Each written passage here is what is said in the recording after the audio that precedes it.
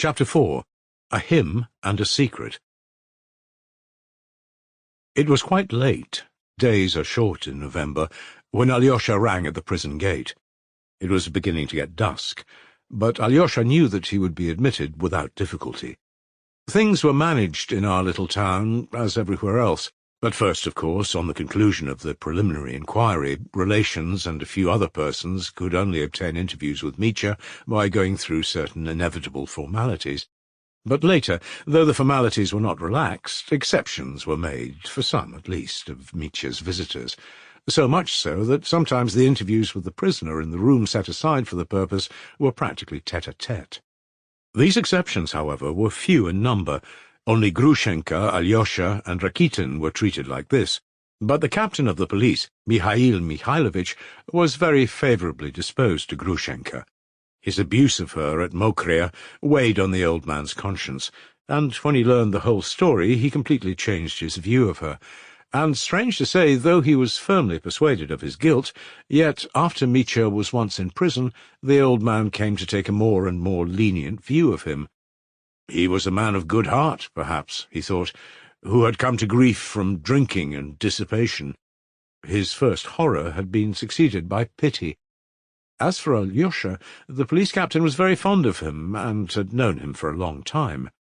Rakitin, who had of late taken to coming very often to see the prisoner, was one of the most intimate acquaintances of the police captain's young ladies, as he called them, and was always hanging about their house. He gave lessons in the house of the prison superintendent, too, who, though scrupulous in the performance of his duties, was a kind-hearted old man. Alyosha again had an intimate acquaintance of long standing with the superintendent, who was fond of talking to him, generally on sacred subjects. He respected Ivan Fyodorovitch, and stood in awe of his opinion, though he was a great philosopher himself, self-taught, of course. But Alyosha had an irresistible attraction for him. During the last year the old man had taken to studying the apocryphal Gospels, and constantly talked over his impressions with his young friend. He used to come and see him in the monastery, and discussed for hours together with him and with the monks. So even if Alyosha were late at the prison, he had only to go to the superintendent, and everything was made easy. Besides, everyone in the prison, down to the humblest warder, had grown used to Alyosha. The sentry, of course, did not trouble him so long as the authorities were satisfied. When Mitya was summoned from his cell, he always went downstairs to the place set aside for interviews. As Alyosha entered the room, he came upon Rakitin, who was just taking leave of Mitya. They were both talking loudly. Mitya was laughing heartily as he saw him out, while Rakitin seemed grumbling. Rakitin did not like meeting Alyosha, especially of late. He scarcely spoke to him, and bowed to him stiffly. Seeing Alyosha enter now, he frowned and looked away, as though he were entirely absorbed in buttoning his big, warm, fur-trimmed overcoat. Then he began looking at once for his umbrella. "I must mind not to forget my belongings," he muttered, simply to say something. "Mind you don't forget other people's belongings," said Mitya, as a joke, and laughed at once at his own wit. Rakitin fired up instantly. "You'd better give that advice to your own family, who've always been a slave-driving lot, and not to Rakitin," he cried, suddenly trembling with anger. "What's the matter? I was joking," cried Mitya. "Damn it all, they're all like that." He turned to Alyosha, nodding towards Rakitin's hurriedly retreating figure. "He was sitting here, laughing and cheerful, and all at once he boils up like that. He didn't even nod to you. Have you broken with him completely? Why are you so late? I've not been simply waiting, but thirsting for you the whole morning. But never mind, we'll make up for it now." "Why does he come here so often? Surely you are not such great friends?" asked Alyosha. He, too, nodded at the door through which Rakitin had disappeared. "Great friends with Rakitin? No, not as much as that. Is it likely? A pig like that? He considers I am a blackguard. They can't understand a joke either. That's the worst of such people. They never understand a joke, and their souls are dry and flat. They remind me of prison walls when I was first brought here. But he's a clever fellow, very clever. Well, Alexei, it's all over with me now." He sat down on the bench and made Alyosha sit down beside him. "Yes, the trial's tomorrow." Are you so hopeless, brother? Alyosha said, with an apprehensive feeling. What are you talking about? Said Mitya, looking at him rather uncertainly. Oh, you mean the trial? Damn it all. Till now we've been talking of things that don't matter about this trial, but I haven't said a word to you about the chief thing. Yes, the trial is tomorrow, but it wasn't the trial I meant when I said it was all over with. Why do you look at me so critically? What do you mean, Mitya? Ideas, that's all. Ethics. What is ethics? Ethics? Asked Alyosha, wondering. Yes. Is it a science? Yes, there is such a science, but I confess I can't explain to you what sort of science it is. Rakitin knows. Rakitin knows a lot, damn him. He's not going to be a monk. He means to go to Petersburg. There he'll go in for criticism of an elevating tendency. Who knows, he may be of use and make his own career, too. They're first-rate, these people, at making a career. Damn ethics. I'm done for, Alexei. I am, you man of God. I love you more than anyone. It makes my heart yearn to look at you. Who was Karl Bernard? Karl Bernard? Alyosha was surprised again. No, not Karl. Stay, I made a mistake. Claude Bernard. What was he? Chemist or what? He must be a savant, answered Alyosha. But I confess I can't tell you much about him either. I've heard of him as a savant, but what sort I don't know. Well, damn him then, I don't know either, swore Mitya. A scoundrel of some sort, most likely. They're all scoundrels. And Rakitin will make his way. Rakitin will get on anywhere. He's another Bernard. Ugh, these Bernards, they're all over the place. But what is the matter? Alyosha asked insistently. He wants to write an article about me, about my case, and so begin his literary career. That's what he comes for. He said so himself. He wants to prove some theory. He wants to say he couldn't help murdering his father, he was corrupted by his environment, and so on. He explained it all to me. He is going to put in a tinge of socialism, he says. But there, damn the fellow, he can put in a tinge if he likes. I don't care. He can't bear Ivan. He hates him. He's not fond of you, either. But I don't turn him out, for he's a clever fellow. Awfully conceited, though. I said to him just now, the Karamazovs are not blackguards, but philosophers. For all true Russians are philosophers, and though you've studied, you're not a philosopher. You're a low fellow. He laughed so maliciously, and I said to him, De ideibus non est disputandum. There's no disputing ideas. Isn't that rather good? I can set up for being a classic, you see? Mitya laughed suddenly. Why is it all over with you? You said so just now, Alyosha interposed. Why is it all over with me? The fact of it is, if you take it as a whole, I'm sorry to lose God. That's why it is. What do you mean by sorry to lose God? Imagine, inside, in the nerves, in the head. That is, these nerves are there in the brain. Damn them, they're sort of little tails. The little tails of those nerves, and as soon as they begin quivering, that is, you see, I look at something with my eyes, and then they begin quivering, those little tails, and when they quiver, then an image appears. It doesn't appear at once, but an instant, a second passes, and then something like a moment appears. That is, not a moment, devil take the moment, but an image, that is, an object, or an action, damn it. That's why I see, and then think, because of those tails, not at all because I've got a soul, and that I'm some sort of image and likeness. All that is nonsense. Rakitin explained it all to me yesterday, brother, and it simply bowled me over. It's magnificent, Alyosha, this science. A new man's arising, that I understand. And yet I'm sorry to lose God. Oh, that's a good thing, anyway, said Alyosha. That I'm sorry to lose God. It's chemistry, brother, chemistry. There's no help for it, your reverence. You must make way for chemistry. And Rakitin does dislike God. Ugh, doesn't he dislike him? That's a sore point with all of them.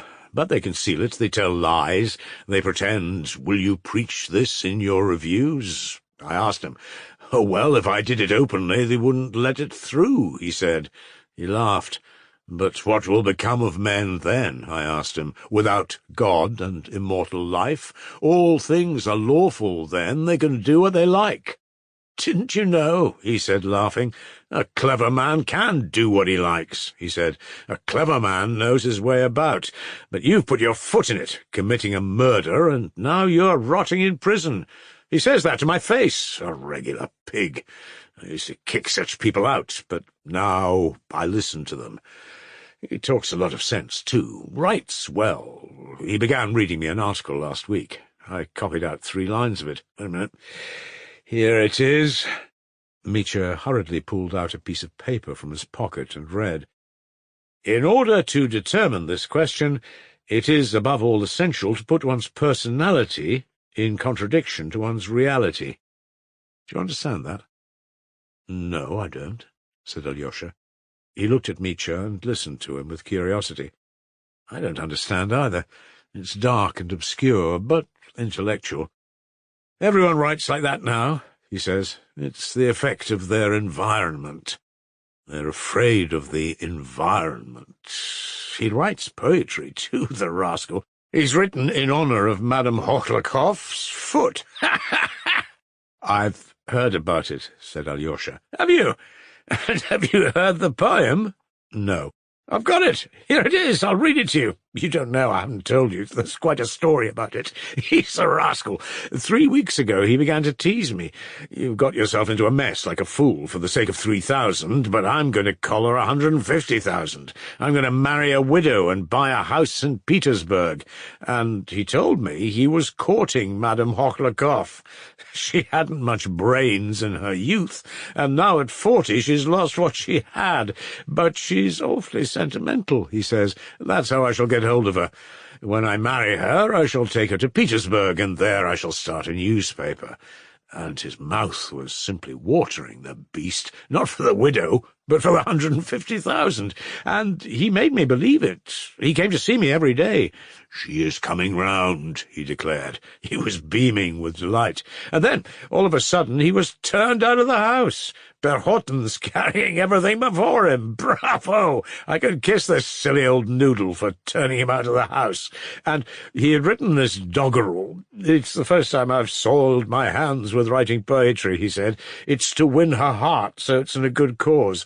When I get hold of this silly woman's fortune, I can be of great social utility."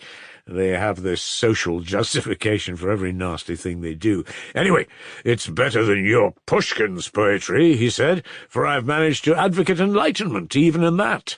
I understand what he means about Pushkin, I quite see that, if he really was a man of talent and only wrote about women's feet. But wasn't Rakitin stuck up about his doggerel? The vanity of these fellows. "On the convalescence of the swollen foot of the object of my affections." He thought of that for a title. He's a waggish fella. "A captivating little foot, though swollen and red and tender, the doctors come and plasters put, but still they cannot mend her. Yet 'tis not for her foot I dread, a theme for Pushkin's muse more fit.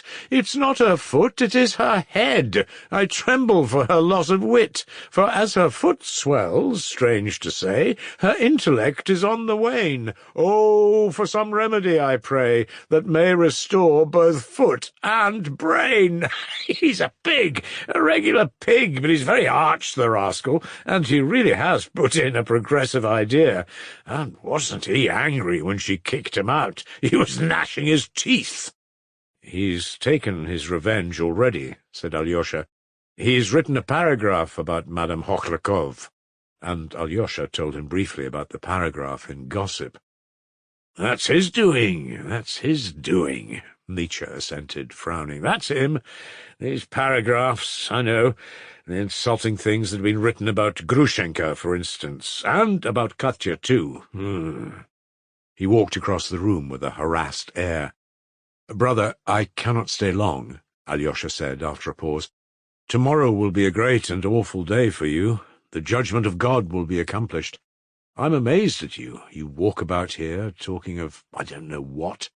"Oh, don't be amazed at me," Mitya broke in warmly. "Am I to talk of that stinking dog? Of the murderer? We've talked enough of him. I don't want to say more of the stinking son of stinking Lizaveta. God will kill him, you will see. Hush!" He went up to Alyosha excitedly and kissed him. His eyes glowed.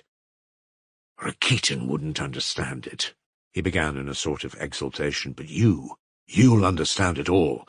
That's why I was thirsting for you.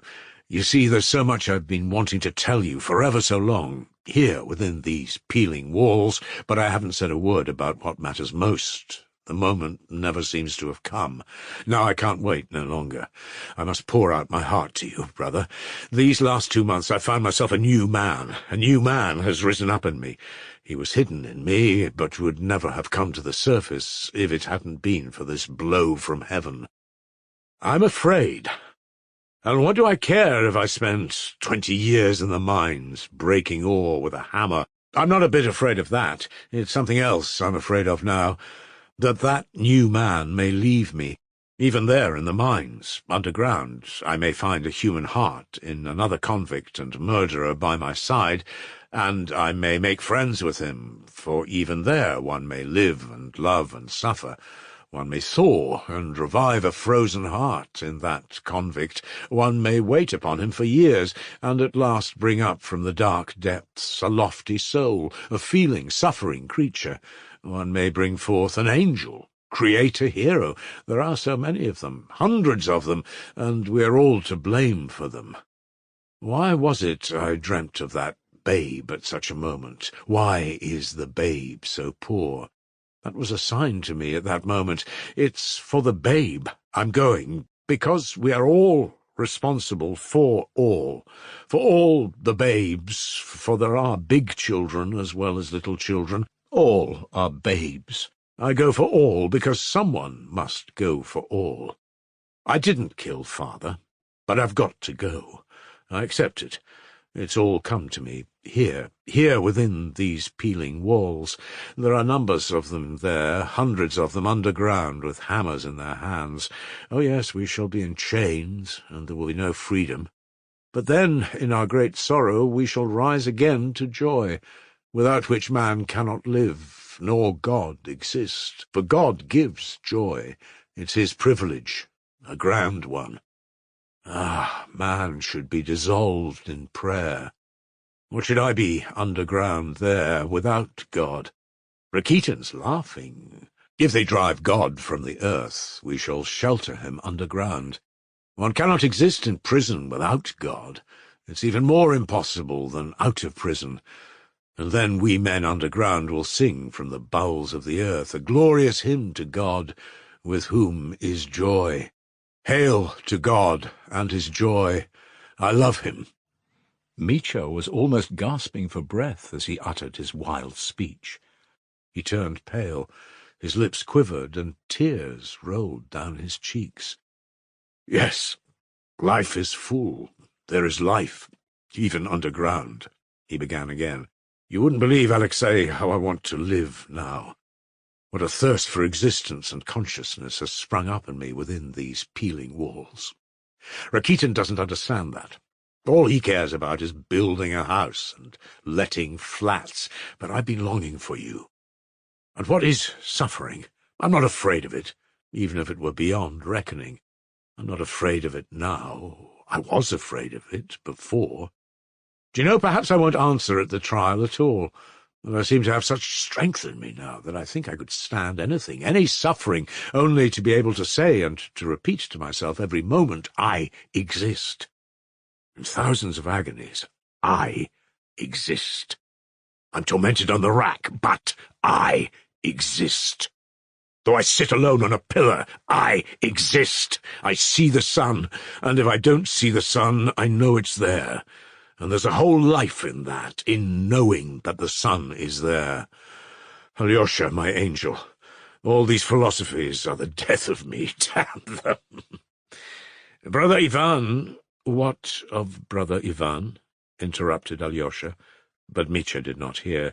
You see, I never had any of these doubts before, but it was all hidden away in me. It was perhaps just because ideas I did not understand were surging up in me that I used to drink and fight and rage. It was to stifle them in myself, to still them, to smother them. Ivan is not Rakitin. There is an idea in him. Ivan is a sphinx and is silent. He's always silent. It's God that's worrying me. That's the only thing that's worrying me. What if he doesn't exist? What if Rakitin's right? That it's an idea made up by men? Then, if he doesn't exist, man is the chief of the earth, of the universe. Magnificent. Only how is he going to be good without God? That's the question. I always come back to that. For whom is man going to love then? To whom will he be thankful? To whom will he sing the hymn? Rakitin laughs. Rakitin says that one can love humanity without God. Well, only a snivelling idiot can maintain that. I can't understand it. Life's easy for Rakitin. You'd better think about the extension of civic rights, or even of keeping down the price of meat. You will show your love for humanity more simply and directly by that than by philosophy.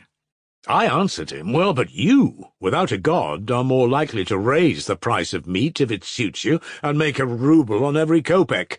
He lost his temper. But after all, what is goodness? Answer me that, Alexei.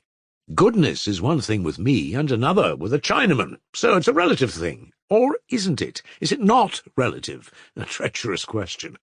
You won't laugh if I tell you it's kept me awake 2 nights. I only wonder now how people can live and think nothing about it. Vanity. Ivan has no god. He has an idea. It's beyond me. But he is silent. I believe he's a Freemason. I asked him, but he is silent. I wanted to drink from the springs of his soul. He was silent. But once he did drop a word. What did he say? Alyosha took it up quickly. I said to him, then everything is lawful, if it is so. He frowned. Fyodor Pavlovitch, our papa, he said, was a pig, but his ideas were right enough. That was what he dropped. That was all he said. That was going one better than Rakitin. Yes, Alyosha assented bitterly. When was he with you? Of that later. Now I must speak of something else.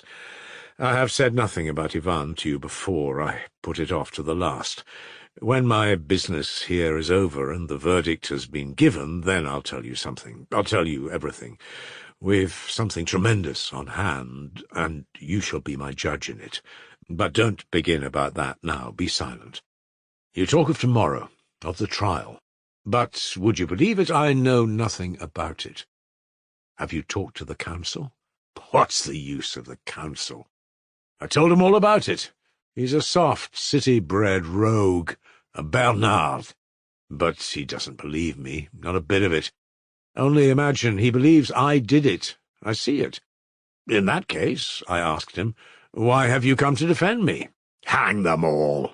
They've got a doctor down, too. Want to prove I'm mad. I won't have that. Katerina Ivanovna wants to do her duty to the end, whatever the strain. Mitya smiled bitterly. The cat. Hard-hearted creature. She knows that I said of her at Mokrie that she was a woman of great wrath. They repeated it. Yes, the facts against me have grown numerous as the sands of the sea. Grigori sticks to his point. Grigori's honest, but a fool. Many people are honest because they're fools. That's Rakitin's idea. Grigori's my enemy, and there are some people who are better as foes than friends. I mean Katerina Ivanovna. I am afraid she will tell how she bowed to the ground after that 4,000. She'll pay it back to the last farthing. I don't want her sacrifice. They'll put me to shame at the trial. I wonder how I can stand it. Go to her, Alyosha. Ask her not to speak of that in the court, can't you? But damn it all, it doesn't matter. I shall get through somehow. I don't pity her. It's her own doing. She deserves what she gets. I shall have my own story to tell, Alexei. He smiled bitterly again. Only Grusha. Good Lord, why should she have such suffering to bear? He exclaimed suddenly, with tears. Grusha's killing me. The thought of hers killing me, killing me. She was with me just now. She told me she was very much grieved by you today. I know. Confound my temper. It was jealousy. I was sorry. I kissed her as she was going. I didn't ask her forgiveness. Why didn't you? Exclaimed Alyosha. Suddenly Mitya laughed almost mirthfully. God preserve you, my dear boy, from ever asking forgiveness for a fault from a woman you love, from one you love especially, however greatly you may have been in fault. For a woman, devil only knows what to make of a woman. I know something about them, anyway. But try acknowledging you are in fault to a woman. Say, I am sorry, forgive me, and a shower of reproaches will follow. Nothing will make her forgive you simply and directly. She'll humble you to the dust, bring forward things that have never happened, recall everything, forget nothing, add something of her own, and only then forgive you. And even the best of them do it. She'll scrape up all the scrapings and load them on your head. They're ready to flay you alive, I tell you, every one of them, all these angels without whom we cannot live. I tell you plainly and openly, dear boy, every decent man ought to be under some woman's thumb. That's my conviction. Not conviction, but feeling. A man ought to be magnanimous, and it's no disgrace to a man, no disgrace to a hero, not even a Caesar, but don't ever beg her pardon, all the same, for anything. Remember that rule, given you by your brother Mitya, who's come to ruin through women. No, I'd better make it up to Grusha somehow, without begging pardon. I worship her, Alexei, worship her, only she doesn't see it. No, she still thinks I don't love her enough, and she tortures me with her love. The past was nothing. In the past it was only those infernal curves of hers that tortured me. But now I've taken all her soul into my soul, and through her I've become a man myself. Will they marry us? If they don't, I shall die of jealousy. I imagine something every day. What did she say to you about me? Alyosha repeated all Grushenka had said to him that day.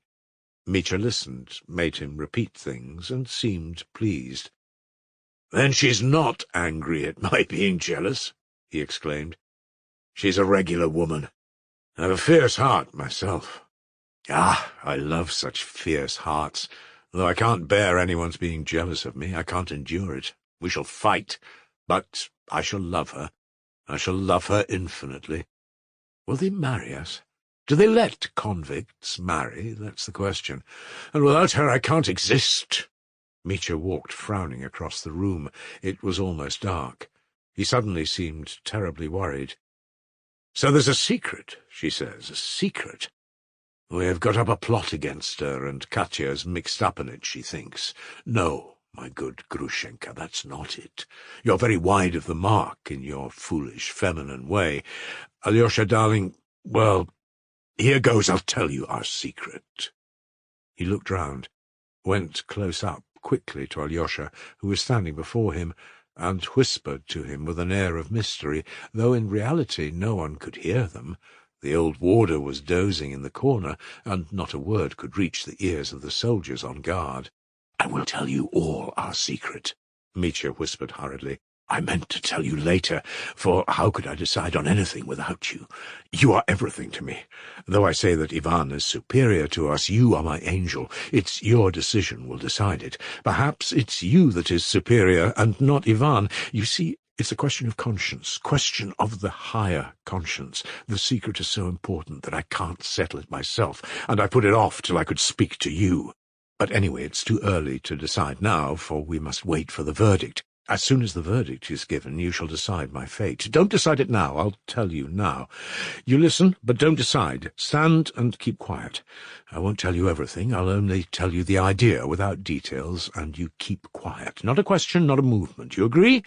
But goodness, what shall I do with your eyes? I'm afraid your eyes will tell me your decision, even if you don't speak. Oh, I'm afraid. Alyosha, listen. Ivan suggests my escaping. I won't tell you the details. It's all been thought out. It can be arranged. Hush, don't decide. I should go to America with Grusha. You know I can't live without Grusha. What if they won't let her follow me to Siberia? Do they let convicts get married? Ivan thinks not. And without Grusha, what should I do there underground with a hammer? I should only smash my skull with the hammer.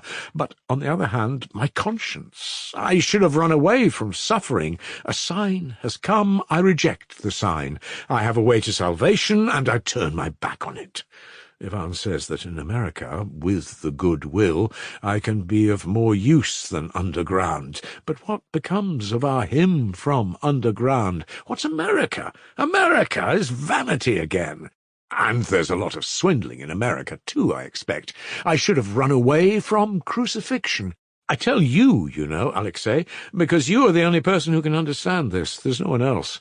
It's folly, madness to others. All I've told you of the hymn, they'll say I'm out of my mind or a fool. I'm not out of my mind, and I'm not a fool. Ivan understands about the hymn, too. He understands, only he doesn't answer. He doesn't speak. He doesn't believe in the hymn. Don't speak, don't speak. I see how you look. You have already decided. Don't decide. Spare me.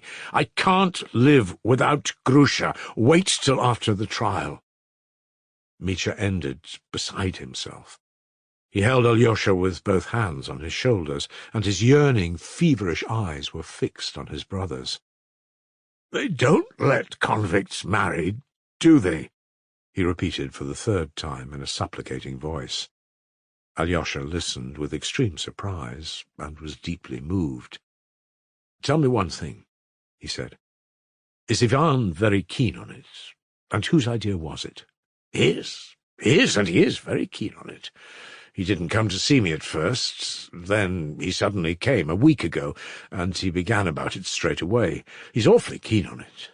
He doesn't ask me, but orders me to escape.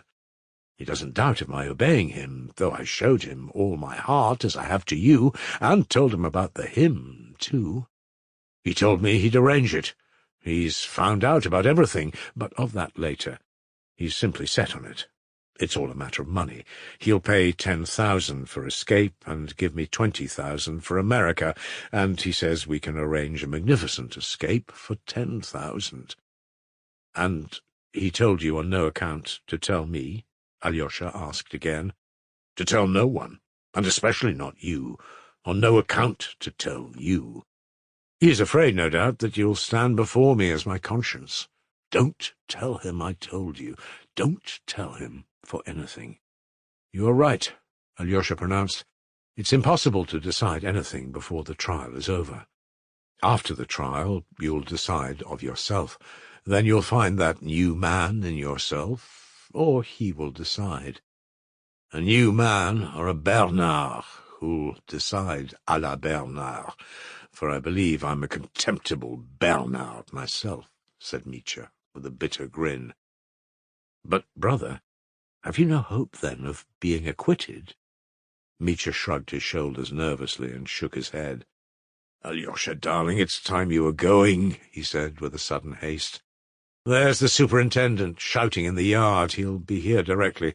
We're late. It's irregular. Embrace me quickly. Kiss me. Sign me with the cross, darling, for the cross I have to bear tomorrow. They embraced and kissed. Ivan, said Mitya suddenly, suggests my escaping, but of course he believes I did it. A mournful smile came on his lips. Have you asked him whether he believes it? Asked Alyosha. No, I haven't. I wanted to, but I couldn't. I hadn't the courage. But I saw it from his eyes. Well, goodbye. Once more they kissed hurriedly, and Alyosha was just going out when Mitya suddenly called him back. Stand, facing me. That's right. And again he seized Alyosha, putting both hands on his shoulders. His face became suddenly quite pale, so that it was dreadfully apparent, even through the gathering darkness. His lips twitched, his eyes fastened upon Alyosha. Alyosha, tell me the whole truth, as you would before God. Do you believe I did it? Do you? Do you in yourself believe it? The whole truth. Don't lie. he cried desperately. Everything seemed heaving before Alyosha, and he felt something like a stab at his heart. "Hush! What do you mean?" he faltered helplessly. "The whole truth, the whole! Don't lie!" repeated Mitya. "I've never for one instant believed that you were the murderer," broke in a shaking voice from Alyosha's breast, and he raised his right hand in the air, as though calling God to witness his words. Mitya's whole face was lighted up with bliss.